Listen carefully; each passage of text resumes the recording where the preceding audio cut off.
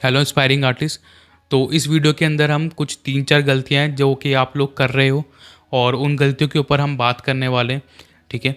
और ये जो वीडियो होने वाली है, ये वीडियो जो है आपको ज़रूर देखनी है क्योंकि एज़ एन आर्टिस्ट आपकी करियर के लिए ये वीडियो देखना बहुत ज़्यादा ज़रूरी है। अब देखो, क्या गलतियाँ ऐसी हैं जो आप लोग कर रहे हो। सबसे पहली गलती तो आप ग्रिड यूज़ कर रहे हो, ठीक है? उसको छोड़ो। अब देखो, ग्रिड के ऊपर हम बात करते हैं, बहुत सारे आर्टिस्ट सपोर्ट करते हैं, बहुत से लोग इस वीडियो से ऑफेंड हो जाएंगे कि सर आप साला ये दुख का खत्म नहीं होता बे। देखो, मैं यहाँ पे आपको बिल्कुल शुगर कोट करने के लिए नहीं बैठा हूँ कि बेटा करते रहो, ये करते रहो, वो करते रहो, गलत सलत करते रहो। देखो, आप लोग मेरे सब्सक्राइबर्स हो और आपने चैनल को सब्सक्राइब किया है, तो मेरा ये फ़र्ज़ बनता है कि आपको मैं सही गाइडेंस दूँ इस चैनल पे, ठीक है? आपको कहीं से भी कहीं तक कोई गलत चीज़ आपको अगर कोई बता रहा है, सुनने को मिल रही है, तो आप उससे इन्फ्लुएंस ना हो। अब मैं जो चीज़ देख रहा हूँ, मैं वही चीज़ें आपके साथ शेयर करने वाला हूँ और बहुत सारी ये प्रॉब्लम्स हैं और ये गलतियाँ आप लोग भी कर रहे हो, ठीक है, जाने अनजाने में। पहले ग्रिड हो गई, ठीक है, कि आप ग्रिड से बना रहे हो। अब देखो, ग्रिड को अभी के अभी छोड़ दो ग्रिड कर, क्योंकि ग्रिड से क्या दिक्कत हो रही है ना, छोटे छोटे बॉक्स होते हैं, आप इस तरीके से बनाते हो, ऐसे ऐसे ऐसे ऐसे ऐसे, जबकि आपको ऐसे और ऐसे बनाना सीखना पड़ेगा। फ्री हैंड बनाना काम आपको आना चाहिए। ऑर्गेनिक टेक्निक्स आपको पता होनी चाहिए। देखो, मैंने यूट्यूब चैनल पे बहुत सारी वीडियो डाली हैं, इसमें मैंने फ्री हैंड बना के दिखाया है किस तरीके से फ्री हैंड बनाते हैं, ठीक है? एक्सप्लेन भी करा है उन वीडियोज़ को। अब उसके बावजूद भी अगर आप ग्रिड में फंसे हुए हो, तो फिर क्या फ़ायदा हो रहा है उस चीज़ का ना? आप कह रहे हो कि सर हमसे बनता नहीं है, ठीक है? हम ग्रिड से बनाते हैं। तो फिर आप लूमिस मेथड ट्राई करते हो, ठीक है? उसमें भी बहुत सारी दिक्कतें होती हैं। आप यूट्यूब पे सर्च करते हो लूमिस मेथड, बहुत सारी वीडियोस आने लग जाती है लूमिस मेथड के ऊपर। अब उसमें भी ये दिक्कत होती है कि कभी कोई कुछ बता रहा है, कोई कुछ बता रहा है, और जो बता रहा है वो सही तरीके से आपको टेक्निक्स नहीं प्रॉपर से समझा पा रहा। जब आप लूमिस मेथड यूज़ करते हो, तो उसमें भी क्या दिक्कतें आती हैं कि वो हर फेस पे मैच नहीं होता, ठीक है? सभी आर्टिस्टों ने यही बोला है, ठीक है, कि लूमिस जो मेथड है वो प्रॉपर हर फेस के लिए नहीं बना है, वो एक स्टैंडर्ड फेस के लिए बना है। अब उससे वो स्टैंडर्ड फेसेस तो बन जाते हैं, लेकिन मान के चलो किसी की नोज़ बहुत बड़ी है, किसी का कैरेक्टर अलग है, क्योंकि हर हर तरीके के लोग हैं ना दुनिया में, तो वो फेसेस नहीं बन पाते। अब ऑर्गेनिक टेक्निक सीखनी पड़ती है उन चीज़ों के लिए ना। बहुत सारे आर्टिस्ट आपने देखे हैं कि वो सिर्फ 3 लाइन खींचते हैं और पूरी पोर्ट्रेट बन के तैयार हो जाती है। ऐसा इसलिए होता है क्योंकि वो लूमिस मेथड के ऊपर डिपेंडेंट नहीं है, वो और भी ऑर्गेनिक टेक्निक सीख चुके हैं, ठीक है? तो वो सारी टेक्निक्स पे आपको फोकस करना पड़ेगा, वो सभी टेक्निक्स आपको सीखनी पड़ेंगी। उसके बाद जो दूसरी गलती आप लोग कर रहे हो, मैंने देखा कि बहुत सारे आर्टिस्ट शेडिंग सही से नहीं करते हैं। शेडिंग के लिए वो लोग क्या करेंगे कि ब्लेंडिंग स्टम्प्स उठाया, कॉटन उठाई और धे उसको लगा दिया। ये पूरा कॉटन से उसको ऐसे कर दिया, पूरी जो है ब्लेंडिंग स्टम्प लिया, उसको ऐसे ऐसे ब्लेंड कर दिया सारा का सारा। अब उससे दिक्कत ये होती है कि आप प्रॉपर सही तरीके से शेडिंग नहीं सीख पाते हो, ठीक है? शेडिंग सीख नहीं पाते हो क्योंकि आपको रेंडरिंग करनी सीखनी पड़ेगी। आपको पेंसिल उठा के, पेंसिल को अच्छे से शार्प करके, इतना लंबा शार्प करके, ठीक है, कम से कम 1 इंच जितना लंबा शार्प करना चाहिए पेंसिल को।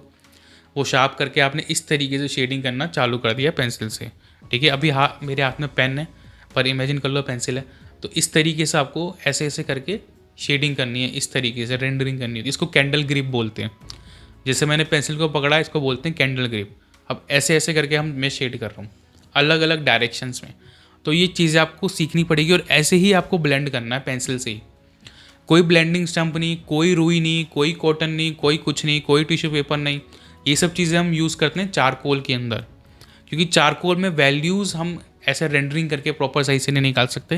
हालांकि चारकोल में भी ऐसे काम किया जाता है, वो एक एडवांस टेक्निक होती है, ठीक है? तो हम क्या करते हैं, हम पेंसिल से रेंडरिंग सीखते हैं और ये बहुत ज़रूरी है। जब आपको पेंटिंग सीखनी है, आपको चारकोल सीखना है, तो ये चीज़ें रेंडरिंग सीखना बहुत ज़रूरी है आपको। अब अगर आप देखो प्रोफेशनल आर्टिस्टों को देखो, आप रशियन आर्टिस्टों को देखो, आप फ्लोरेंस के आर्टिस्टों को देखो, आप अटेलियर में जो काम कर रहे हैं उन आर्टिस्टों को देखो, वो शेडिंग किस तरीके से करते हैं, उनकी पेंसिल किस तरीके से शार्प होती है, ठीक है? आपको भी तो उसी लेवल का आर्टिस्ट बनना है ना। आपको सिर्फ वही कमीशन वर्क करके वहीं तक तो नहीं रहना, ठीक है? अब तीसरी गलती क्या करते हैं स्टूडेंट्स जो पोर्ट्रेट्स बना रहे हैं, पोर्ट्रेट भी क्या बना रहे हैं कि किसी आर्टिस्ट ने कोई रियलिस्टिक हाइपर रियलिज्म बनाया, उसे देख के बिल्कुल दीवाने हो गए। Hyper realism, hyper realism, hyper realism के बिल्कुल ही पागल हो जाते हैं हाइपर रियलिज्म देख के, ठीक है? तो उस चीज़ को छोड़ो। आपको देखो, आर्टिस्ट का काम होता है फ़ोटो को देख के आर्टिस्टिक तरीके से पोर्ट्रेट पेंटिंग बनाना। आप फ़ोटो को देख के फ़ोटो ही बना रहे हो, तो क्या पॉइंट रह गया उस आर्ट को क्रिएट करने का ना। ठीक है, अब यही तो चीज़ गलती कर रहे हैं ना लोग, बिल्कुल फ़ोटो की तरह बनाने की कोशिश करते हैं और उसको बोल देते हैं हाइपर रियलिज़म। ठीक है, ये जो चीज़ है ना, ये बाहर से ही आई थी, वेस्टर्न से ही आई थी, और बहुत ज़्यादा सोशल मीडिया पॉपुलैरिटी मिलती है इस चीज़ से, क्योंकि ये चीज़ आम लोगों को बड़ी जल्दी समझ में आती है। ठीक है, अब देखो क्या लूप है, क्या चीज़ में फंस रहे हो आप, कि आप जो ऑडियंस बना रहे हो ना वो आम लोगों की है। काइंड ऑफ सेलिब्रिटी टाइप का वो हो गया फोमो, कि सेलिब्रिटीज़ आम लोगों के लिए कर रहे हैं ये सब चीज़ें। तो ये चीज़ से आपको थोड़ा हट के रहना। जो आर्ट है ना वो कॉस्टली होती है, महंगी होती है, वो हर बंदा अफोर्ड नहीं कर सकता। ठीक है, जो बंदा प्रिंट लेने वाला है वो आपकी आर्ट अफोर्ड नहीं कर सकता, आपकी पेंटिंग अफोर्ड नहीं कर सकता। आप वहाँ पे पेंटिंग सेल करने की कोशिश कर रहे हो, फिर बोलते हो कि हमारी पेंटिंग इतनी महंगी नहीं बिक रही है। तो और फिर लोग बोल देते हैं कि भाई मैं तो प्रिंट करवा लूँगा 50 रुपये का, मैं क्यों लूँ। तो वो वैल्यू रह जाती है आपकी आर्ट की। फिर आर्टिस्टिक टेक्निक सीखनी है, आर्टिस्टिक वैल्यूज़ रखनी है अपने आर्ट वर्क के अंदर, वो हम सीखेंगे आगे वो कैसे करना होता है। अगली जो गलती है कि बहुत सारे इंस्पायरिंग आर्टिस्ट क्या कर रहे हैं, स्टूडेंट्स क्या कर रहे हैं, हालांकि अब ये थोड़ा सा मैं कम देखने लगा हूँ, सेलिब्रिटीज़ की पोर्ट्रेट बनाना। ठीक है, कि वो फलाना सेलिब्रिटी शेयर कर देगा तो बना दिया, तो वो चीज़ में उतना कोई मज़ा नहीं रह गया, कोई ट्रेंड नहीं रह गया वो उस चीज़ का ना। रेफरेंस जो यूज़ करो, कोशिश करो कि अपनी खुद की फ़ोटोग्राफी करो, उससे रेफरेंस करो, तो वो और ज़्यादा बेटर रहता है। जो आप कॉपी कर रहे हो वो फ़ोटो, वो ऑलरेडी हज़ारों आर्टिस्ट बना चुके हैं उस चीज़ को। यानी कि एक आर्टिस्ट ने हाइपररियलिज्म ड्राइंग बनाई, उस ड्राइंग में से भी लोग कॉपी कर रहे हैं और उस कॉपी की भी कॉपी कर रहे हैं। सोचो राजा जी अपनी शक्तियों का पूरा इस्तेमाल कर रहे हो। अरे उससे अच्छा आप अपने खुद के रेफरेंस बनाओ।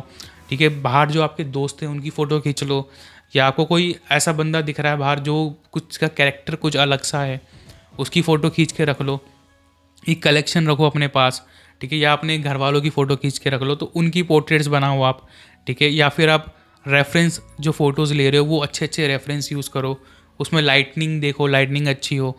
देखो रेफरेंस जो आप यूज़ कर रहे हो ना उसमें लाइटनिंग वगैरह अच्छी होनी ज़रूरी है, उसमें आपको अच्छे से एक शेडो दिख रही हो, यहाँ पर एक तरफ लाइट अच्छे से दिख रही हो, तो उसमें एक तो आपको बनाने में भी मज़ा आएगा और आपको सीखने को भी अच्छे से शेडिंग वगैरह सीखने को भी अच्छे से मिलेंगी उस। और नेक्स्ट जो अगली जो गलती कर रहे हैं, जो सबसे ज़्यादा देखने को मिल रही है अभी, फॉलोवर्स के पीछे या फॉलोवर्स बढ़ाने के पीछे सोशल मीडिया के चक्कर में वो इतने ज़्यादा उसमें खो गए हैं कि अपनी आर्ट को भूल चुके हैं, ड्राइंग करना ही भूल गए हैं, उनको ड्राइंग करना ही नहीं है, और पेशेंस भी ख़त्म हो गए हैं लोगों के अंदर। देखो आपको पेशेंस बना के रखने हैं, आर्ट फील्ड के अंदर पेशेंस चाहिए, हर फील्ड के अंदर पेशेंस चाहिए। देखो कोई भी फील्ड में आगे बढ़ना हो तो अब देखो सोशल मीडिया में आपका वो हथियार भी है। ठीक है, एक तरह का चाकू है, चाकू से आप या तो गर्दन काट सकते हो किसी की, या तो आप सब्जी भी काट के अच्छा सा खाना बना के किसी का पेट भी भर सकते हो, है ना। उसी चाकू से एक तरफ अच्छा काम हो रहा है, किसी का पेट भरा, और इसी चाकू से एक गलत काम भी हो रहा है। तो ये सोशल मीडिया उसी की तरह ही है, आपको उसको सही यूज़ करना आना चाहिए।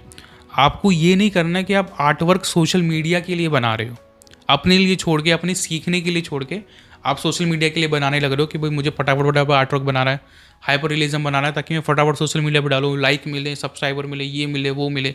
ठीक है, फॉलोवर्स मिले, ठीक है, फेम मिले, व्यूज़ मिले। ठीक है, वो सब चीज़ें आपको एक हद तक मिल तो जाएंगी, लेकिन फिर आप बाद में वहीं आके स्टक हो जाओगे, स्ट्रगल करोगे कि यार मेरी अर्निंग नहीं हो रही है, वही 1000 5-10 हज़ार पे अटका हुआ हूँ, कुछ खास मिल नहीं रहा है। ठीक है, कुछ कमीशन वर्क नहीं आ रहे हैं, फॉलोवर्स तो बढ़ गए पर कमीशन वर्क नहीं आ रहे हैं, वो सारी प्रॉब्लम से फिर आप वही परेशान होगे। तो इसलिए सोशल मीडिया के चक्कर में ज़्यादा परेशान नहीं होना है कि मुझे आर्ट वर्क बना के सोशल मीडिया पे डालना है। आर्ट वर्क बनाना है तो अपने सीखने के लिए बनाना है, अपने लिए अपनी इम्प्रूवमेंट करनी है। अभी आपका देखो सीखने का टाइम है। ठीक है, सोशल मीडिया आप बाद में भी चला सकते हो, बाद में भी कर सकते हो। ठीक है, लेकिन अभी आपको सीखने का और इम्प्रूवमेंट करने का टाइम है, आपको इस चीज़ को मैनेज करके चलना पड़ेगा। ठीक है, बहुत से स्टूडेंट्स इस चक्कर में टाइम भी मैनेज नहीं कर पाते। सही, आपको धोखा देने से बचो, ये आपकी लास्ट गलती जो मैं बता रहा हूँ कि अपने आप को धोखा मत दो। ग्रिड से बनाते हो, अपने आप को धोखा देते हो कि मैंने बहुत अच्छी ड्राइंग बनाई। ग्रिड आपको एक तरह का इल्यूजन देती है कि आपने बहुत अच्छी ड्राइंग बना ली है। एट दी एंड आपके मन में जब आप सोचते हो ना कि यार ये तो मैंने फ्री हैंड डे बनाई थी यार, तब आपको गिल्ट फील होता है, पर कहीं ना कहीं वहाँ पे आपको एक अच्छी फीलिंग भी आती है, मैंने तो बहुत अच्छी ड्राइंग बना दी, 4 लोगों ने अच्छा बोल दिया, पर उन 4 लोगों को नहीं पता कि वो आपने ग्रिड से बनाई है। जैसे ही उन्हें पता चला ग्रिड से बनाई है, वो वैसे ही आपको जो है टोंड करना चालू कर देंगे, अब ग्राफ से बनाता है, अब ग्राफ से बनाता है, फिर आपको जाके गिल्ट फील होगा वहाँ पे। तो वो खुद को धोखा मत दो। ठीक है, पेशेंस रखो, सीखो ड्राइंग को, इम्प्रूव करो। सोशल मीडिया के चक्कर में परेशान नहीं होना ज़्यादा कि सोशल मीडिया पे आज आर्ट वर्क फटाफट से डालूँ, कल सोशल मीडिया पे डाल के व्यूज़ लपेट लूँ ज़्यादा से ज़्यादा। उस चीज़ के चक्कर में परेशान नहीं होना। मैंने देखा छोटे छोटे बच्चे भी यूट्यूब पे वीडियो बना के डाल रहे हैं, इंस्टाग्राम पे वीडियोस बना के डाल रहे हैं। अपने आर्ट वर्क पे फोकस नहीं है उनका बस ये फोकस है कि हाइपर रियलिज्म बनाना है, वो भी वो हाइपर रियलिज्म जो किसी और आर्टिस्ट ने, बाहर के आर्टिस्ट ने बनाया, उस आर्ट वर्क को कॉपी करके हमने बनाया और उसको सोशल मीडिया पे डाल दिया। कॉपी का भी कॉपी। अगर आपको कॉपी करनी है तो मास्टर्स की कॉपी करो, सार्जेंट, रैम्ब्रांट, इन लोगों की कॉपी करना सीखो। इन लोगों की कॉपी करते हो ना तो बहुत चीज़ें सीखते हो, ना कि आप जो कंटेम्प्रेरी आर्टिस्ट चल रहे हैं उनकी आप कॉपी करके सीखोगे। तो ये चीज़ आपको ध्यान रखनी है, आपको कहाँ से सीखना है, कैसे सीखना है, रिसोर्सेज का। देखो ये जो गलतियाँ थी ना, ये एक हार्श ट्रूथ है, हार्श गलतियाँ जो आप लोग करते हो, और इन चीज़ों से आपको निकलना है। आपको मेरी वीडियो से या मेरी बातों का बुरा नहीं मानना कि सर ऐसे क्यों बोल रहे हैं। आपको ये देखना है कि मैं आपसे बोल रहा हूँ तो ये इसलिए बोल रहा हूँ ताकि आप वो गलतियाँ ना करो, ठीक है, जो हमने गलतियाँ करी हैं या दूसरे आर्टिस्टों ने गलतियाँ करी हैं, और उनसे हम, हालांकि मैंने इस तरह की गलतियाँ नहीं करी हैं, ठीक है, कि सोशल मीडिया में चल रही है हाइपर रियलिज्म की तरफ मैं कभी नहीं गया, कभी नहीं भागा। आपने कभी मुझे नहीं देखा होगा बहुत ज़्यादा हाइपर रियलिस्टिक किया है मैंने भी अपने शुरू के टाइम में, और सीखने के लिए किया है। उसके बाद मैं उसके पीछे ज़्यादा भागा नहीं। मैंने आर्टिस्टिक जो है ना, आर्टिस्टिक काम पे ही हमेशा फोकस रखा, अपना आर्ट के ऊपर फोकस रखा। तो वो चीज़ आपको समझनी है। आप जितना जल्दी ये चीज़ समझ जाओगे ना, जो मैंने पॉइंटर्स इस वीडियो में बताए हैं, उतना आपके आने वाले 10 साल 20 साल बच जाएंगे। नहीं तो फिर आप 30-40 साल के हो जाओगे और सोचोगे कि यार मैंने आर्ट नहीं सीख पाया सही से, ठीक है। और इन चीज़ों के लिए हम आपके लिए वर्कशॉप कर रहे हैं, ठीक है। 3 दिन की वर्कशॉप होने वाली है, जिसमें आपको 2 दिन की पोर्ट्रेट वर्कशॉप में आपको काफ़ी कुछ सिखाया जा रहा है, और 1 दिन का जो है आपको वाटर कलर का वर्कशॉप मिल रहा है जो कि फ्री होने वाला है 2 दिन की पोर्ट्रेट वर्कशॉप के साथ। तो टोटल 3 दिन की वर्कशॉप होने वाली है ये, portrait mastery workshop plus water colour workshop 1 day की। सो इसमें आपको काफ़ी कुछ सीखने को मिलेगा, ठीक है। वर्कशॉप को ज्वाइन करने के लिए लिंक आपको नीचे डिस्क्रिप्शन में मिल जाएगा। बहुत ही नॉमिनल सी इसकी फ़ीस रखी हुई है, ठीक है, वर्कशॉप की, और आप सीख सकते हो, इम्प्रूव कर सकते हो। देखो जो जो चीज़ें इसमें सिखाई गई हैं, उस चीज़ों से जो आपको हेल्प मिलेगी ना, उससे आपके आने वाले काफ़ी सारा टाइम बचेगा, और काफ़ी ज़्यादा जो कन्फ्यूजन होती है ना, वो भी आपकी ख़त्म हो जाएगी, ठीक है। सो वर्कशॉप में मिलते हैं, वर्कशॉप को ज्वाइन करके वर्कशॉप में मिलेंगे, और व्हाट्सएप की जो कम्युनिटी है उसको ज़रूर से ज्वाइन कर लेना वर्कशॉप को ज्वाइन करने के बाद, क्योंकि वर्कशॉप का जो लिंक है और जो PDF जो आपके साथ इस वर्कशॉप के साथ आपको फ्री में मिलेगा, जिसमें कि आपको पोर्ट्रेट की टिप्स मिलेंगी, तो वो भी उस कम्युनिटी में ही शेयर किया जाएगा, ठीक है। तो मिलते हैं फिर वर्कशॉप में, और thank you watching guys, keep supporting and keep loving. इस वीडियो को शेयर जरूर करना, आप जिन भी आर्टिस्टों से, अपने दोस्तों से प्यार करते हो, ताकि उन तक भी वो जो गलतियाँ कर रहे हैं ना, वो भी ये गलतियाँ ना करें। और इस वीडियो को उनके साथ शेयर करके उनको अपना ये प्यार ज़रूर जो है शेयर करो।